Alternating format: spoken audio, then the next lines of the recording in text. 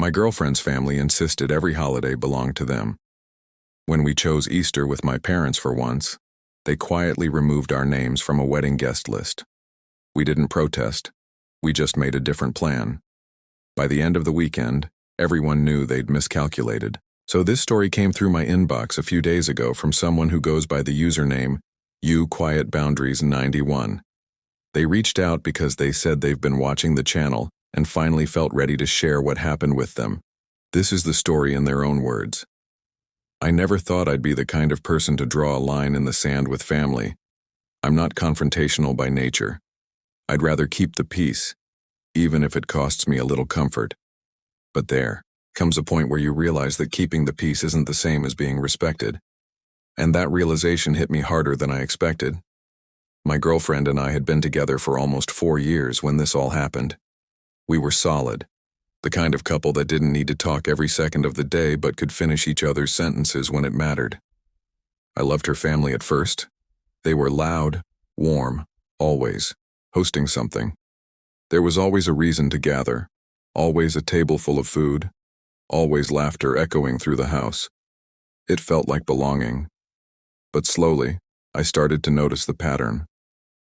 Every Thanksgiving, we were expected at her parents' house.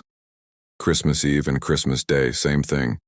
New Year's, Easter, even random long weekends, they had plans and we were expected to show up. At first I didn't mind. I wanted to be part of that warmth. But my own family started to feel the absence. My mom would ask gently if we'd be around for the holidays. My dad wouldn't say much, but I could see it in his eyes. They missed me. So last year, when Easter was coming up, I brought it up to my girlfriend.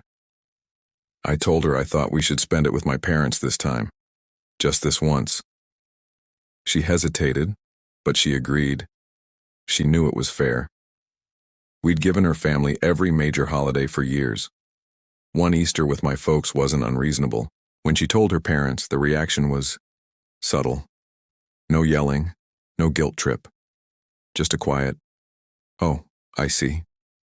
Her mom's voice had that edge to it, the kind that says more than words ever could. Her dad didn't say anything at all, but we stuck to our decision. A week later, her cousin's wedding invitation arrived. It was a beautiful envelope, printed names, the whole formal deal. We opened it expecting to see both our names. But mine wasn't there. Just hers. No +1. No acknowledgement that I existed. She called her mom to ask if it was a mistake. Her mom said very calmly that they had to cut down the guest list and made some tough choices.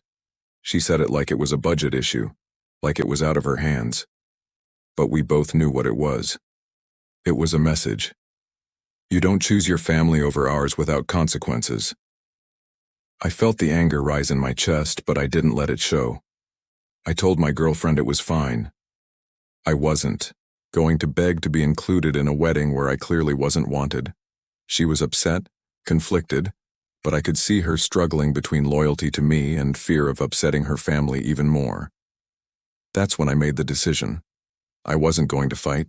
I wasn't going to argue or plead my case. I was just going to act. I called my parents and told them we'd still be coming for Easter. Then I made a few more calls. I reached out to some of my cousins, my uncle who I hadn't seen in a while, a couple of close friends who were like family. I told them we were doing something special this year, a weekend getaway, low-key but meaningful. A cabin upstate, good food, good company, no drama, just people who actually wanted to be there. The response was immediate. Everyone was in. Easter weekend came. My girlfriend and I packed up and headed to my parents' place first. We spent Saturday with them, and it was perfect. My mom cooked her famous lamb. My dad told the same old stories, and for the first time in years, I felt like I was actually present, not just showing up out of obligation, but genuinely enjoying the moment. Sunday, we drove up to the cabin with the rest of the group.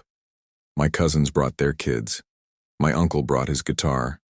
My friends brought enough food and drinks to last a week.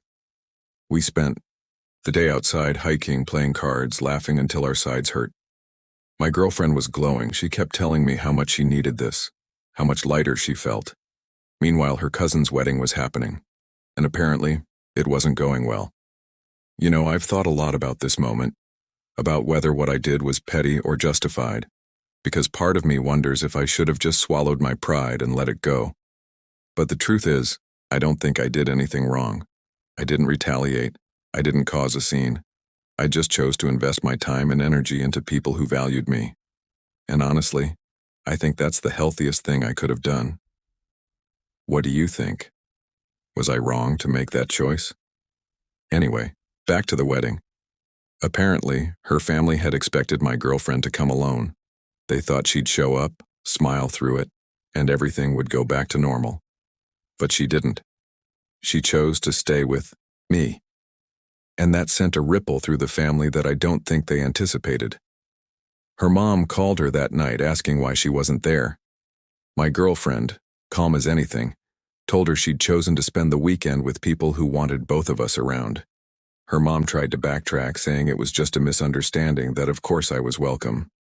But my girlfriend didn't bite. She just said, "It's okay, Mom. We had other plans." The next day, her aunt called, then her cousin, then her dad. All of them suddenly very concerned about where we were, what we were doing, why we hadn't been at the wedding. My girlfriend answered every call the same way, polite, unbothered, but firm. By Monday, the family group chat was blowing up. I didn't see the messages myself, but my girlfriend told me about them. People were asking what happened, why she wasn't there, if everything was okay between us. Her mom tried to save face, saying we'd had prior commitments, but the damage was done. Everyone knew. They'd made a choice to exclude me, and it backfired. The invitations started coming after that. Suddenly I was included in everything. Birthday parties, barbecues, random dinners. Her mom even called me directly to apologize, though it felt more like damage control than genuine remorse. I was polite. I didn't rub it in, but I also didn't pretend like nothing had happened. What I learned from all of this is that you teach people how to treat you. For years, I'd bent over backward to fit into her family's expectations, and they took it for granted. The moment I stopped, the moment I prioritized my own family and my own peace, they realized they'd miscalculated. They thought I'd always just go along with it. They were wrong. My girlfriend and I are stronger now because of it. She sees her family differently. She loves them, but she doesn't let them dictate our lives anymore. We split holidays now. Sometimes we're with her family, sometimes with mine, sometimes we create our own traditions. And her family has learned to respect that. I don't hold a grudge. I don't need to. But I also don't forget. I know now that my worth isn't determined by how much I accommodate others. It's determined by how I stand up for myself and the people I love, even when it's uncomfortable. That Easter weekend, surrounded by people who genuinely cared, I felt something I hadn't felt in a long time. I felt valued, and that's a feeling I'm not willing to compromise on ever again. If you want more stories like this, follow and subscribe to Voxa Tales. Thanks for listening.